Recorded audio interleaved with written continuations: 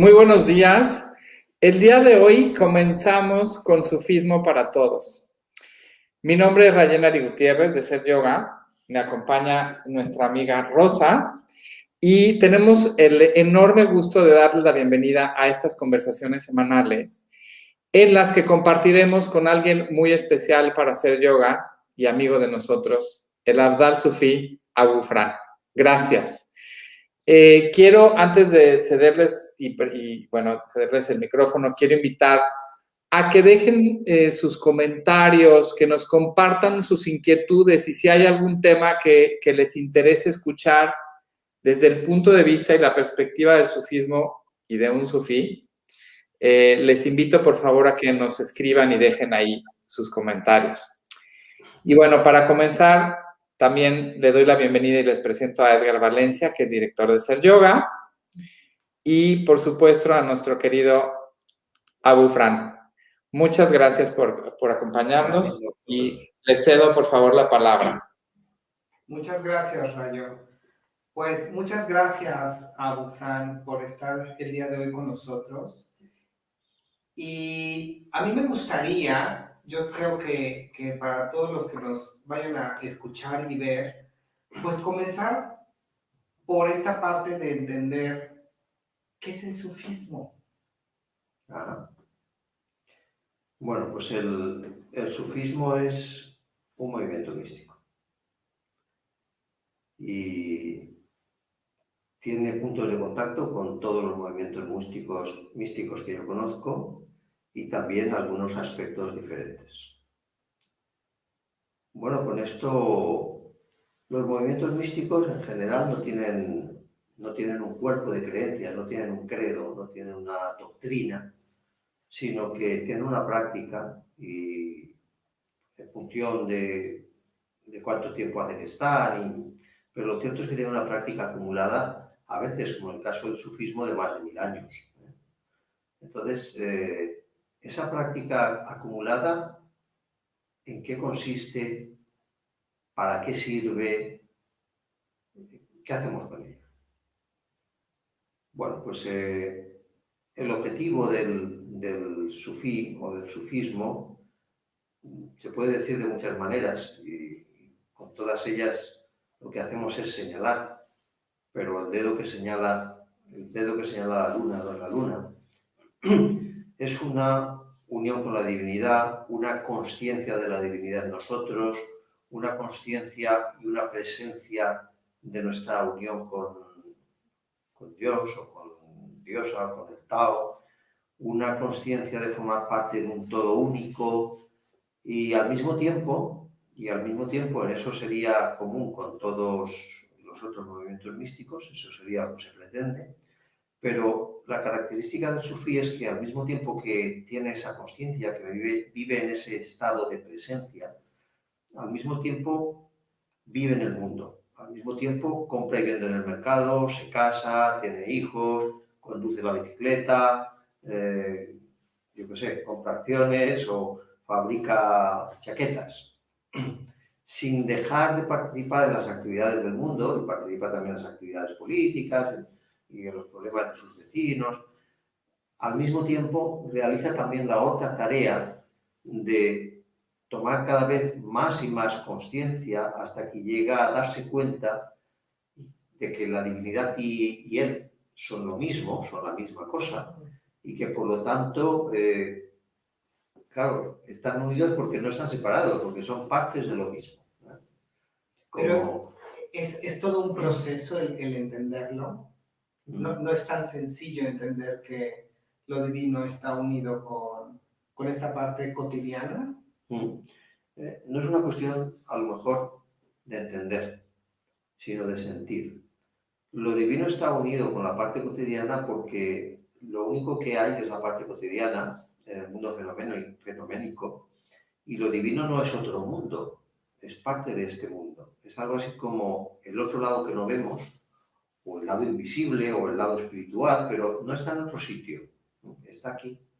Digamos que hemos creído que está en otro sitio, pero aquí la idea es entender que está aquí, en el presente, en nosotros, con nosotros. Sí, es una cuestión de sentir, más que de entender, de sentir. El sufismo, como el sabor de una cebolla o el olor de una rosa, no se entiende, se siente. Ya, Se siente. Y que está aquí es algo que, yo qué sé, que yo tengo de origen una formación cristiano-católica y a mí me decían de pequeñito que Dios estaba en todas las partes. Y si está en todas las partes y en todos los lugares, está aquí. ¿O correcto, dónde va a estar si no? ¿No? correcto. Pues eso que la misma religión católica dice es lo que los sufís sentimos y descubrimos mediante la experiencia. Tenemos experiencia de esa divinidad que está aquí, en todas las partes, está bien dentro de mí. Fran, cuando hablamos de experiencia, como es una experiencia, ahí es cuando podríamos entender que se siente. Sí. Es algo que tienes que experimentar, algo que tienes que vivirlo. Sí. ¿Cómo puedes, digamos, esa experiencia, integrarla en tu día a día? Ese sería el trabajo, ¿verdad? A veces ese estado de conciencia, de presencia, vamos a llamarlo así, presencia ante y en la divinidad, o de conciencia de que la divinidad está en mi interior y yo soy parte de ella, como lo eres tú. Ese saborear el otro sabor de la realidad, ese que no solemos perder, al principio ocurre ocasionalmente. Pero cada vez, conforme vamos adentrándonos en el sufismo, va ocurriendo con mayor frecuencia, hasta que se llega a vivir casi en una permanente consciencia y presencia, interrumpida tal vez por los momentos de sueño y algún otro momento, pero uno puede estar en esa consciencia al tiempo que realiza otra tarea, al tiempo que está puliendo, yo que sé, una copa de metal que acaba de realizar, o ajustando una rueda que acaba de colocar a un vehículo. Claro. Entonces, se puede hacer eso en estado de presencia. Ya. Y no es exactamente lo mismo y va, me atrevo a decir, más allá, no porque sea más importante, sino porque salta del plano psicológico al espiritual, tiene que ver también con el estado de flujo. Cuando uno está presente, indudablemente se da el estado de flujo. Claro. También, ese del que hablan los psicólogos. Al revés ya no, ¿verdad? Cuando está en estado de flujo una persona no necesariamente tiene ese estado de presencia y consciencia. Es como pasa con los caballos y los mamíferos. Cuando uno es caballo, necesariamente es mamífero, todos los caballos son mamíferos, pero al revés ya no, ¿eh? No todos los mamíferos son caballos. Correcto, sí. Correcto, definitivamente. Entonces, siempre que hay presencia, uno está en estado de flujo, pero no cuando está en estado de flujo, siempre está en estado de presencia. Ya. Fran, para seguir tratando de entender esta parte del sufismo, especialmente para todas las personas que están muy lejos tal vez del tema, mencionabas que tu educación religiosa era católica. ¿Y cómo se integra el sufismo? Porque muchas veces la gente cree que el sufismo es una religión. No, no lo es. La primera razón por la que no es una religión es que no tiene credo. Primer punto. El primer punto. Entonces no hay un credo que uno tenga que creer para ser sufí. La segunda parte es que no tiene clero.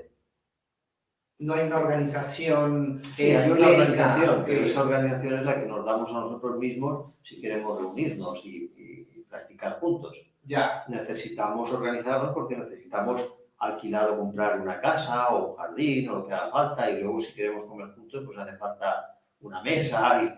Pero digamos que a diferencia de la Iglesia Católica no trabajan para esta organización como lo que sería un... No, esa es una característica al principio de los sufís. Los sufís, o al menos así se supone que debe ser, no vivimos nunca del sufismo. Ningún sufí le cobrará a usted por enseñarle el sufismo, ni por practicar el sufismo con usted, ni por acompañarle como sufí en sus experiencias espirituales.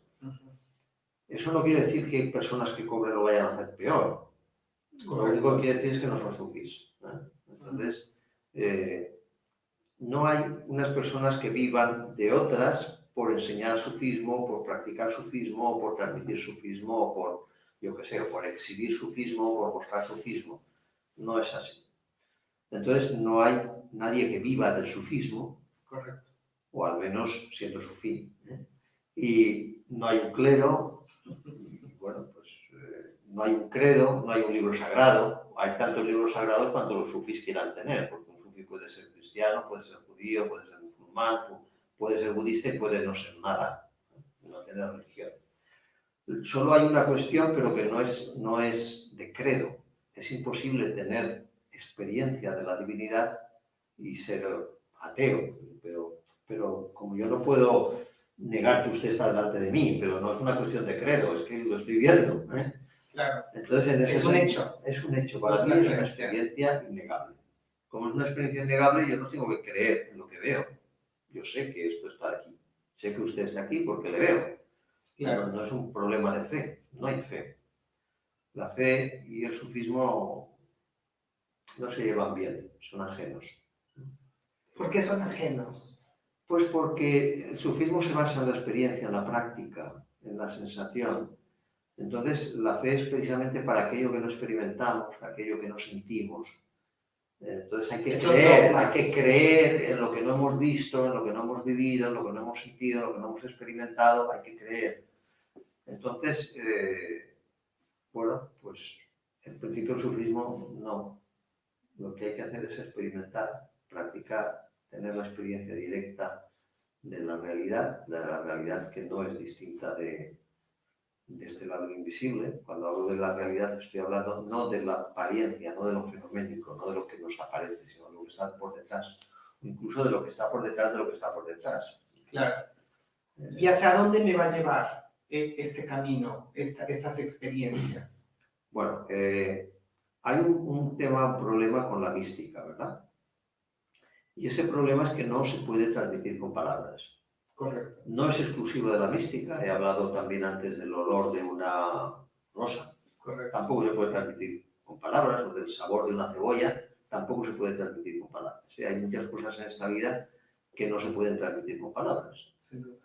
Y una de ellas es el sufismo, la mística. En general, la mística no se puede transmitir con palabras. Entonces, cuando yo digo a dónde nos lleva o cualquier cosa así, tengo necesariamente que utilizar una metáfora, porque ninguna palabra va a describir el lugar al que me lleva. Entonces, ¿qué decimos? Que nos lleva a la fuente. Qué bello. La fuente de la que provenimos y a la que todos retornamos. Es la manera que tenemos de decirlo. Pero sé que, claro, el significado de la palabra fuente es un lugar de que emana agua. Entonces, es un uso metafórico del lenguaje el único que nos permite vislumbrar lo que pueda ser el sufismo, porque no se puede explicar.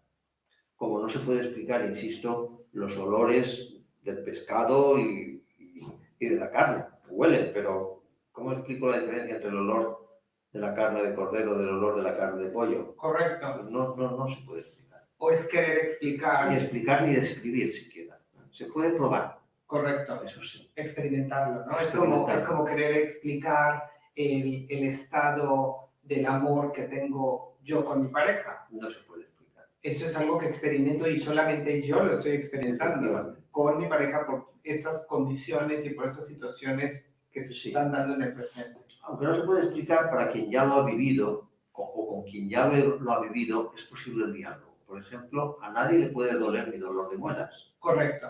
Pero si a usted ya le dolió una muela, y yo le digo, es que me duele una muela, ¿sabe usted lo que estoy diciendo? ¿Me entiende? Sí. Podemos hablar. Hay una empatía, inclusive. Sí. Pero mi dolor de muela, si usted no lo experimenta, no sabe de qué estoy hablando. Correcto, correcto. Puede imaginárselo, pero imaginárselo es experimentarlo.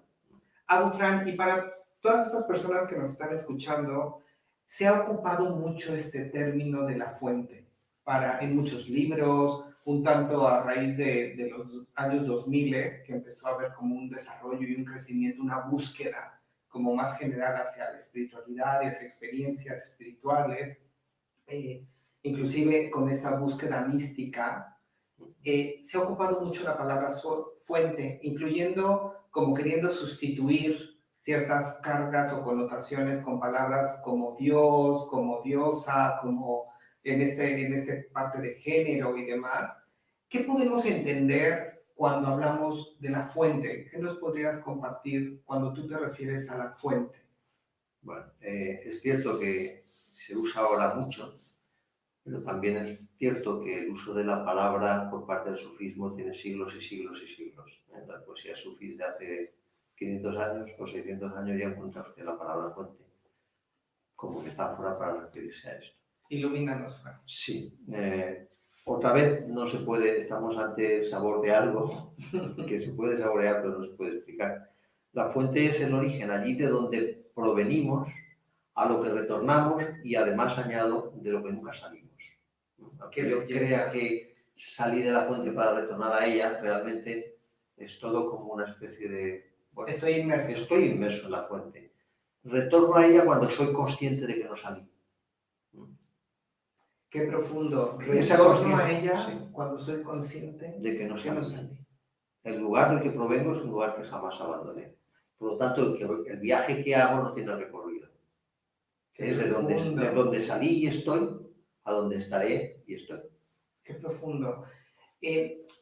Pero antes era inconsciente de esto. Claro. Ahora soy consciente. Fran, ¿cómo lo podríamos poner en... Dame un ejemplo como para que la gente pueda entender esta parte, digamos hasta en un cuento o en una metáfora. Hay un ejemplo que puedo tomar de la psicología más o menos cotidiana, entre comillas. Te lo agradezco. Y es cuando yo no sé quién soy y me busco a mí mismo, al final acabo encontrándome en mí mismo. Claro, ¿dónde me voy a encontrar? Definitivo. Entonces salí de mí para desorientado para buscarme, pero lo que yo buscaba estaba en mí. El buscador y lo buscado era lo mismo. Fantástico. ¿Se da usted cuenta? Fantástico. Lo mismo ocurre aquí. Fantástico. Es como esta necesidad de buscar afuera cuando realmente todo está dentro. En este caso sí, claro. Bueno, en este caso de la mística y cuando uno se hablando. busca a sí mismo, pues eso, quien busca y lo buscado es exactamente lo mismo. Y la búsqueda acaba cuando se da cuenta de que nunca salió de sí para buscarse, sino que siempre estuvo en sí. Qué profundo. Aunque conscientemente se enajenó. Fran, y ya nos queda muy poco tiempo, solo para terminar esta parte del día de hoy de sufismo, de esta introducción al sufismo, de tratar de entenderlo. Aquí hay alguna pregunta. Ok, escuchamos. Sí, entiendo que siendo algo que se debe experimentar para poder comprender, o para más bien para poder entrar en esa conciencia es necesario experimentarlo. ¿Cómo los sufís, cómo lo comparten? Porque, bueno, entiendo que tú lo compartes, pero tienen que experimentarlo el otro. ¿Cómo hacen? ¿Muestran una serie de caminos, de pasos, de ejercicios? ¿O cómo comparten este conocimiento que tú experimentaste, pero que para que yo pueda entrar en esa conciencia necesito experimentarla, ¿cierto? Sí, cierto. ¿Cómo lo compartimos? Bueno, pues hablando del gusto, ¿cómo puedo compartir con usted el sabor de la tortilla española? Que ya sabéis, sale con huevo y patata y cosas así. Pues lo puedo compartir haciendo la tortilla y dándosela a probar. Desde luego no lo puedo compartir explicándoselo. Entonces, la única opción es invitarle a usted a que pruebe lo mismo que yo pruebo y explicarle cómo se hace. ¿Cómo se hace la tortilla? Pues coge un huevo, lo parte, lo bate. Entonces, le explico a usted cómo se hace y le invito a que lo haga y lo pruebe. Entonces, así lo comparto con usted. No hay otra manera. Y en el entendimiento que cada quien va a vivir su propia experiencia. Por supuesto. Y los sabores, regresando a la tortilla española, tal vez los sabores que más percibes tú sean unos sabores que tal vez yo no percibo de cierta forma y yo percibo de otra forma, y cada quien tiene su propia experiencia, cada quien va teniendo sí, hay diferencias del matiz, pero no otras diferencias. Que si a mí me duele la muela y a usted le duele la muela, pues la diferencia será de matiz, de intensidad y tal, pero estamos hablando de lo mismo. Sí. Digamos que me va a llevar al mismo fin, a la fuente, ¿no? Que estamos hablando. Así es. ¿Alguna otra pregunta? Yo quería comentarle a la gente, ¿no? En general, que a mí, Abu Frank, que es mi marido, mi pareja, me cautivó mucho dentro del sufismo, porque los sufís son poetas, hacen poesía, y yo creo que después de experiencias de estos poetas con mujeres, han expresado su experiencia, su maravillosa experiencia a través de versos que yo nunca había visto tan bonitos y que poner a la mujer en un nivel igual que el hombre, nunca superior, por la belleza de los versos. Entonces sí que me gustaría que, como colofón final, dijera la poesía de los rizos de mi amada, que es muy bonita, si te parece. ¿Qué poema es? Los rizos de mi amada. Ah, sí, bueno. Antes, muchas gracias por la participación, Rosa. Y esto, antes de que nos diga el poema, quiero entender además que es totalmente incluyente el sufismo. O sea, no es un tema de por ser hombre o por ser mujer, no voy a practicarlo o no por ser voy a... español o por ser congoleño, sí, da igual. Es totalmente incluyente. Todo el mundo quien desee vivir estas sí, puede hacerlo, experiencias, está al alcance de cualquiera. Eso es. Entonces, bueno, puedo recitar esos versos, dicen, pero no sé si señala lo que tú, Rosa, quieres expresar. Dicen, una jarra de vino místico y los rizos de mi amada, ¿y a qué rey envidiaré? ¿Era eso? Sí, sí, lo expresa perfectamente. Qué bello, muy profundo. Muy, sumamente profundo. Y prácticamente para cerrar, me gustaría, y perdona que sea tan íntima la pregunta, pero ¿cómo ha transformado tu vida el sufismo? Pues eso sería tal vez cuestión de una sesión nueva. De otra charla. Sí, porque yo creo que mi vivencia personal es que lo ha transformado de tal manera que cuando yo veo una foto mía de hace años, no sé quién es esa persona. No solo por la imagen física, sino porque recuerdo lo que esa persona hacía. Digo, ¿y eso qué hacía que tiene que ver con mi vida actual? Wow. De que la transformación es tan profunda que no me reconozco en mi pasado, que sí que recuerdo. Qué impresionante. Entonces, qué impresionante. Total, la influencia ha sido total. Una transformación total. Los detalles de esa transformación llevarían también a una explicación más larga, una descripción más larga, ¿no? Espero que en otro momento nos las puedas compartir, que seguramente tendrán mucha riqueza. Muchísimas gracias por habernos acompañado el día de hoy. Abu Frank, quisiera nada más antes de terminar, si nos puedes dejar compartir algún ejercicio, algo que podamos llevar de esta plática ya, que pudiéramos ir aplicando en nuestra vida. Sí. Hay un ejercicio que es muy sencillito y a lo mejor no demasiado interesante. Sirve un poquito, no es tampoco de los que transforman la vida de golpe. Y es sencillamente imaginarnos si seríamos capaces de vivir fuera de todo cuanto nos rodea, fuera de la sociedad, fuera de las personas con las que convivo, fuera de la naturaleza en la que estoy inmerso, con sus virus, sus bacterias, sus arqueas, sus animales, sus moscas, sus mosquitos. ¿Sería capaz de vivir fuera de eso? O si sería capaz de vivir sin las bacterias que pueblan mi estómago, ya os adelanto que no. O sin los virus endógenos, los retrovirus endógenos que forman parte de mi ADN, que además tiene una función importante en la reproducción de mis células. De que darnos cuenta de que formamos parte de un todo y somos incapaces de vivir separados de todo ese todo de que formamos parte. Entonces, es un ejercicio que de vez en cuando lo puedo pensar y puedo ver que los árboles que tengo enfrente son condición de mi existencia. Sin ellos yo no viviría. Y sin las bacterias que pueblan mi mano, tampoco. Qué profundo. Me encanta. No sé si... Pues algo Sí, más gracias. que quieran compartir. Muchas gracias, Abu Fran.